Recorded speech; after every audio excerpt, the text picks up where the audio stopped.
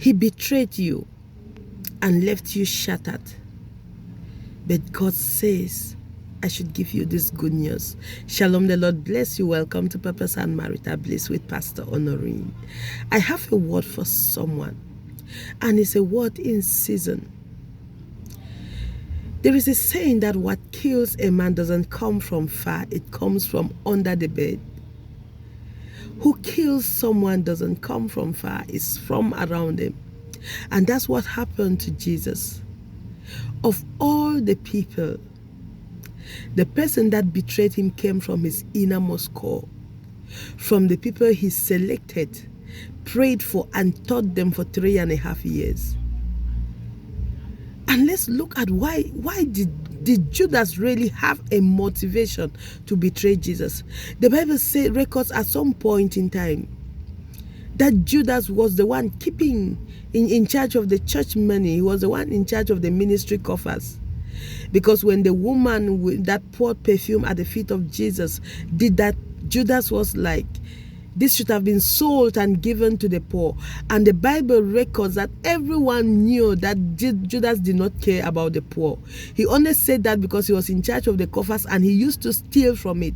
So they knew Judas was a thief. They knew he stole from the coffers, but yet they didn't take that position from him. They allowed him there, meaning Judas had access to money.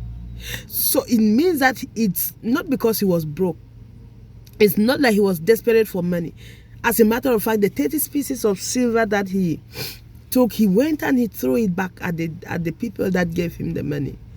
So it's not like he was desperate for money. People are going to betray you no matter how well you treat them. And the people that will betray you are not coming from far. They are people who are close to you. Because the enemy without doesn't even have access to you until they get to the enemy within. The enemy without doesn't have access to you until they get to use someone who is close to you.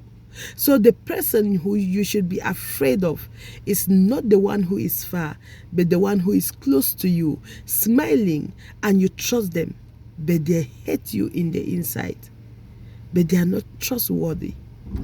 That is the person you should be afraid of. That is the person who can destroy you.